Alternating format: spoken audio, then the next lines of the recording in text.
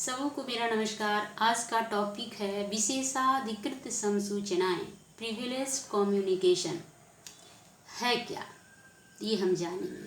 सामान्य नियम है कि कोई भी व्यक्ति साक्षी के रूप में जब न्यायालय के समक्ष उपस्थित होता है तो जब उसे प्रश्न पूछा जाता है तो वह उसका उत्तर दे, पर लोक नीति को ध्यान में रखते हुए ऐसा प्रावधान किया गया है कि साक्षी को कुछ विशेष प्रकार की सूचनाओं को प्रकट करने के लिए बाध्य नहीं किया जाएगा और इन्हीं को विशेषाधिकृत समसूचनाएं कहा जाता है। विशेषाधिकृत समसूचनाएं लोक नीति के सिद्धांत पर आधारित है। किसी साक्षी को विशेषाधिकार का अर्थ है कि उसे यह छूट है कि वह किसी बात या विषय को न्यायालय के समक्ष प्रस्तुत करने के लिए बाध्य नहीं किया जाएगा। भारतीय साक्ष्य अधिनियम की धारा 121 से 132 में विशेषाधिकृत समसूचनाओं से संबंधित प्रावधान किया गया है। विशेषाधिकृत समसूचनाएं दो प्रकार की होती है। पहला, वह समसूचना जो प्रकट करने के लिए सुरक्षित रखी जाती है, और दूसरा वह समसूचना जिसे प्रकट करना वर्जित होता है।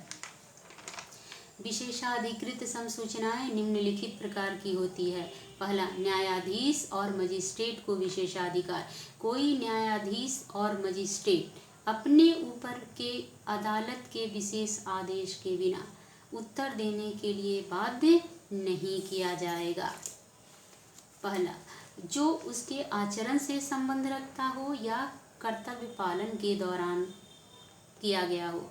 दूसरा, कोई वस्तु जो उसके ज्ञान में उस समय आई हो जबकि उसने सरकारी कर्मचारी की हैसियत से कार्य किया था, परंतु यह छूट उन बातों पर नहीं है जो उसकी उपस्थिति में उस समय घटित हुई हो जब वह ऐसा कार्य कर रहा था।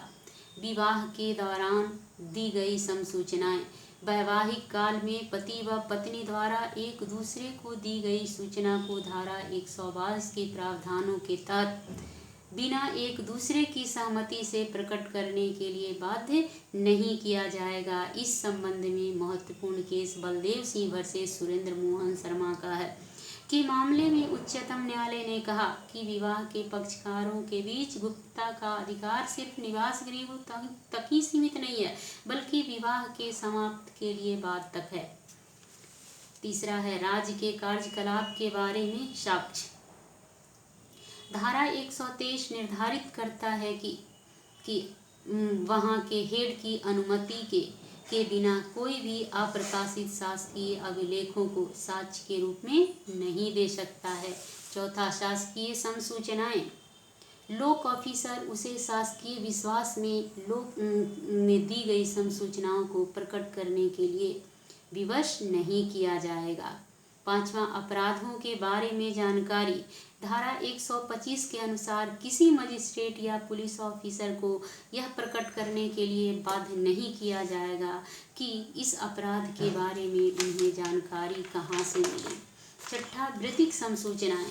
ये धारा 126 से 129 तक में वर्णित है और व्यावसायिक समसूचना से संबंधित है। इसके अनुसार कोई बैरिस्टर, अटॉर्नी, प्लीडर, वकील या उसका क्लर्क तथा विधि सलाहकार बिना मुवक्किल के सहमति से किसी सूचना को प्रकट करने के लिए बाध्य नहीं किया जा सकेगा।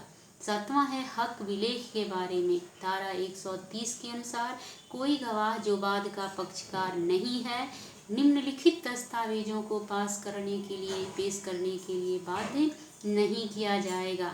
अपनी किसी संपत्ति का हक विलेख पेश करने के लिए। दूसरा, कोई दस्तावेज जिसके बल पर वह गिरवीदार या बंधकदार की हैसियत से किसी संपत्ति को अपने पास रखता है उसे पेश करने के लिए बाध्य नहीं किया जाएगा। तीसरा, ऐसा कोई दस्तावेज जिसका पेश करना उसे किसी अपराध में फंसाने की प्रवृत्ति रखता हो उसे पेश करने के लिए बाध्य नहीं किया जाएगा। Thank you.